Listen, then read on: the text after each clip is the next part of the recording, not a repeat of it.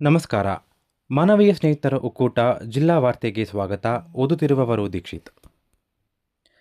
ಜಿಲ್ಲಾಡಳಿತ, ಜಿಲ್ಲಾ ಪಂಚಾಯತ್ ಮತ್ತು ಆಯುಷ್ ಇಲಾಖೆ ಇವರ ಸಹಯೋಗದೊಂದಿಗೆ ಆರೋಗ್ಯಕರ ವೃದ್ಧಾಪ್ಯಕ್ಕಾಗಿ ಯೋಗ ಎಂಬ ವಿಷಯದಡಿ ನಗರದ ಕಾವೇರಿ ಹಾಲ್ನಲ್ಲಿ ಇಂದು ಅಂತಾರಾಷ್ಟ್ರೀಯ 12ನೇ ಯೋಗ ದಿನಾಚರಣೆ ನಡೆಯಿತು. ಸಭಾ ಕಾರ್ಯಕ್ರಮದಲ್ಲಿ ಮಾತನಾಡಿದ ನಗರಸಭೆ ಅಧ್ಯಕ್ಷರಾದ ಪಿ. ಕಲಾವತಿ, ಪ್ರತಿನಿತ್ಯ ಯೋಗ ಮಾಡುವುದರಿಂದ ಆರೋಗ್ಯ ಆಯಸ್ಸು ಹೆಚ್ಚಾಗಲಿದೆ. ಇದರಿಂದ ಕ್ರಿಯಾಶೀಲತೆ ಮತ್ತು ಚಲನಶೀಲತೆಯಿಂದ ಬದುಕು ನಡೆಸಲು ಸಹಕಾರಿಯಾಗಲಿದೆ ಎಂದರು.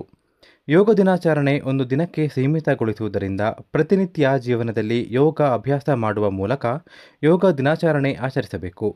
ಪ್ರಸ್ತುತ ದಿನದಲ್ಲಿ ದೈಹಿಕ ಆರೋಗ್ಯ ಶಕ್ತಿ ಮತ್ತು ಫಿಟ್ನೆಸ್ ಹೆಚ್ಚಿಸಿಕೊಳ್ಳಲು ವ್ಯಾಯಾಮ ಶಾಲೆಗಳಿಗೆ ತೆರಳದೆ ಮನೆಯಲ್ಲಿಯೇ ನಿಯಮಿತವಾಗಿ ಯೋಗಾಭ್ಯಾಸ ಮಾಡುವುದರಿಂದ ರಕ್ತದೊತ್ತಡ, ಮಧುಮೇಹ ನಿಯಂತ್ರಣಕ್ಕೆ ಹಾಗೂ ಉತ್ತಮ ಆರೋಗ್ಯ ಕಾಪಾಡಿಕೊಳ್ಳಬಹುದು ಎಂದು ಕರೆ ನೀಡಿದರು.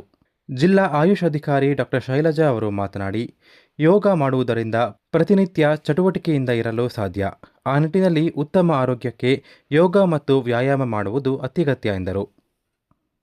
ರಾಜೀವ್ ಗಾಂಧಿ ಆರೋಗ್ಯ ವಿಜ್ಞಾನಗಳ ವಿಶ್ವವಿದ್ಯಾಲಯ ಬೆಂಗಳೂರು, ಕೊಡಗು ವೈದ್ಯಕೀಯ ವಿಜ್ಞಾನಗಳ ಸಂಸ್ಥೆ ಮಡಿಕೇರಿ ಹಾಗೂ ಆಳ್ವಾಸ್ ನ್ಯಾಚುರೋಪತಿ ಮತ್ತು ಯೋಗ ವಿಜ್ಞಾನಗಳ ಸಂಸ್ಥೆ ದಕ್ಷಿಣ ಕನ್ನಡ ಇವರ ಸಂಯುಕ್ತ ಆಶ್ರಯದಲ್ಲಿ 12ನೇ ಅಂತಾರಾಷ್ಟ್ರೀಯ ಯೋಗ ದಿನಾಚರಣೆಯನ್ನು ಕೊಡಗು ವೈದ್ಯಕೀಯ ವಿಜ್ಞಾನಗಳ ಸಂಸ್ಥೆಯಲ್ಲಿ ಆಚರಿಸಲಾಯಿತು.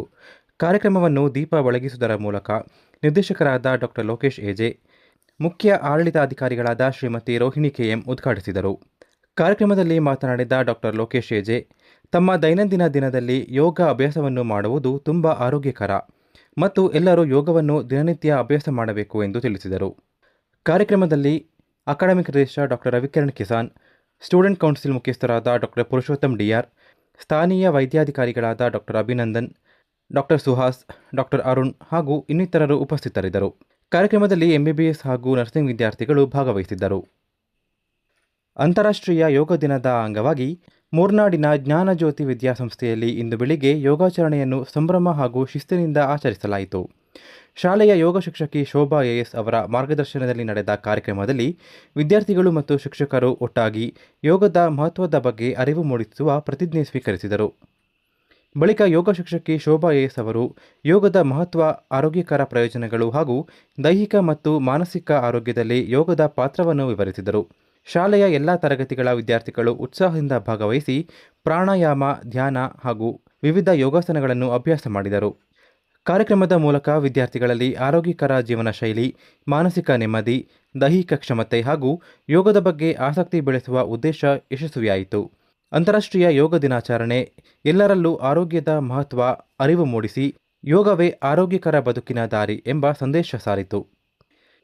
ಕುಶಾಲನಗರದ ಬೈಚನಹಳ್ಳಿ ಸಮೀಪ ಕಾವೇರಿ ನದಿದಡದಲ್ಲಿ ನೆಲೆಸಿರುವ ಶ್ರೀ ಮುತ್ತಪ್ಪ ದೇವಾಲಯದ ಮುಂಭಾಗದ ನಿವೇಶನದಲ್ಲಿ ಶ್ರೀ ಮುತ್ತಪ್ಪಸ್ವಾಮಿ ಸೇವಾ ಟ್ರಸ್ಟ್ ವತಿಯಿಂದ ಅಂದಾಜು 50 ಲಕ್ಷ ರು ವೆಚ್ಚದಲ್ಲಿ ನಿರ್ಮಾಣವಾಗಲಿರುವ ಬಯಲು ರಂಗಮಂದಿರ ಹಾಗೂ ಸಮುದಾಯ ಭವನಕ್ಕೆ ಭಾನುವಾರ ಭೂಮಿ ಪೂಜೆ ನೆರವೇರಿತು. ಪ್ರಥಮ ಹಂತದ ಕಾಮಗಾರಿಗೆ ಕೊಡಗು ಮೈಸೂರು ಕ್ಷೇತ್ರದ ಸಂಸದ ಯದುವೀರ್ ಒಡೆಯರ್ ಅವರ ಸಂಸದರ ನಿಧಿಯಿಂದ 5 ಲಕ್ಷ ರೂಪಾಯಿ ಅನುದಾನ ಬಿಡುಗಡೆಯಾಗಿದೆ. ಈ ಅನುದಾನದ ಪ್ರಥಮ ಹಂತದ ಕಾಮಗಾರಿಯ ಭೂಮಿ ಪೂಜೆಯನ್ನು ಸೇವಾ ಟ್ರಸ್ಟ್ ಅಧ್ಯಕ್ಷ ಕೆ. ವರದಾ ಜ್ಯೋತಿ ಬೆಳಗಿಸುವ ಮೂಲಕ ನೆರವೇರಿಸಿ ಕಾಮಗಾರಿಗೆ ಚಾಲನೆ ನೀಡಿದರು. ನಂತರ ಮಾತನಾಡಿದ ಕೆ. ವರದಾ, ಶ್ರೀ ಮುತ್ತಪ್ಪ ದೇವಾಲಯದ ಮುಂಭಾಗದ ನಿವೇಶನವನ್ನು ದೇವಾಲಯ ಸಮಿತಿ ಸದಸ್ಯರು ಹಾಗೂ ಊರಿನ ದಾನಿಗಳ ನೆರವಿನಿಂದ ಖರೀದಿಸಲಾಗಿದೆ. ಇಲ್ಲಿ ಸೇವಾ ಟ್ರಸ್ಟ್ ವತಿಯಿಂದ 50 ಲಕ್ಷ ರು ವೆಚ್ಚದಲ್ಲಿ ಬಯಲು ರಂಗಮಂದಿರ ಹಾಗೂ ಸಮುದಾಯ ಭವನ ನಿರ್ಮಿಸಲು ಸಿದ್ಧತೆ ನಡೆದಿದೆ. ಪ್ರಥಮ ಹಂತದಲ್ಲಿ ಸಂಸದರು 5 ಲಕ್ಷ ರು ಅನುದಾನ ನೀಡಿದ್ದಾರೆ.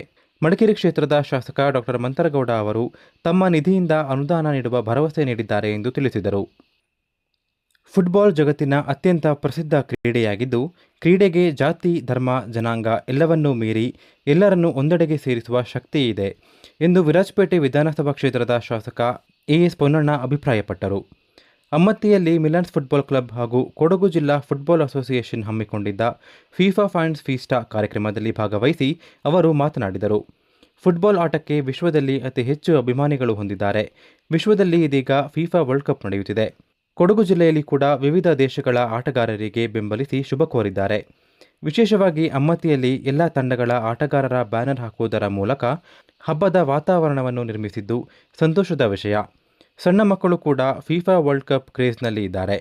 ಮಿಲನ್ಸ್ ಫುಟ್ಬಾಲ್ ಕ್ಲಬ್ ರಾಷ್ಟ್ರ ಫುಟ್ಬಾಲ್ ಪಂದ್ಯಾವಳಿಯನ್ನು ಈ ಹಿಂದೆ ಅಂತಾರಾಷ್ಟ್ರೀಯ ಗುಣಮಟ್ಟದಲ್ಲಿ ಆಯೋಜಿಸಿದ್ದರು.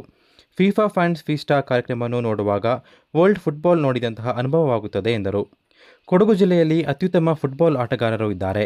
ವಿಶೇಷವಾಗಿ ಅಮ್ಮತ್ತಿ ಭಾಗದಲ್ಲಿ ಉತ್ತಮ ಫುಟ್ಬಾಲ್ ಆಟಗಾರರು ಇದ್ದು, ಮುಂದಿನ ದಿನಗಳಲ್ಲಿ ಇದೇ ಭಾಗದಲ್ಲಿ ಖಂಡಿತವಾಗಿ ಅಂತಾರಾಷ್ಟ್ರೀಯ ಗುಣಮಟ್ಟದ ಫುಟ್ಬಾಲ್ ಆಟದ ಮೈದಾನವನ್ನು ನಿರ್ಮಾಣ ಮಾಡುತ್ತೇನೆ ಎಂದು ಶಾಸಕ ಎಸ್ ಪೊನ್ನಣ್ಣ ಅವರು ಭರವಸೆ ನೀಡಿದರು. ಇದೀಗ ಹವಾಮಾನ ವರದಿ. ಕೊಡಗು, ಹಾಸನ ಹಾಗೂ ಚಿಕ್ಕಮಗಳೂರು ಜಿಲ್ಲೆಗಳ ಕರಾವಳಿ ಜಿಲ್ಲೆಗಳಿಗೆ ಹೊಂದಿಕೊಂಡಿರುವ ಪ್ರದೇಶಗಳಲ್ಲಿ ಅಲ್ಲಲ್ಲಿ ಉತ್ತಮ ಮಳೆಯ ಮುನ್ಸೂಚನೆ ಇದ್ದು, ಉಳಿದ ಭಾಗಗಳಲ್ಲಿ ಅಲ್ಲಲ್ಲಿ ಸಾಮಾನ್ಯ ಮಳೆಯ ಸಾಧ್ಯತೆಗಳಿದೆ. ಶಿವಮೊಗ್ಗ ಜಿಲ್ಲೆಯಲ್ಲಿ ಮೋಡ ಅಥವಾ ತುಂತುರು ಮಳೆಯ ಮುನ್ಸೂಚನೆ ಇದೆ. ಈಗಿನಂತೆ ರಾಜ್ಯದ ಮಲೆನಾಡು ಜಿಲ್ಲೆಗಳಲ್ಲಿ ಜೂನ್ 27ರಿಂದ ಮುಂಗಾರು ಸ್ವಲ್ಪ ಚುರುಕಾಗುವ ಲಕ್ಷಣಗಳಿದ್ದು, ಅಲ್ಲಿಯ ತನಕ ಸಾಮಾನ್ಯ ಮಳೆ ಮುಂದುವರಿಯಲಿದೆ. ಇಲ್ಲಿಗೆ ವಾರ್ತಾ ಪ್ರಸಾರ ಮುಕ್ತಾಯವಾಯಿತು. ನಮಸ್ಕಾರ.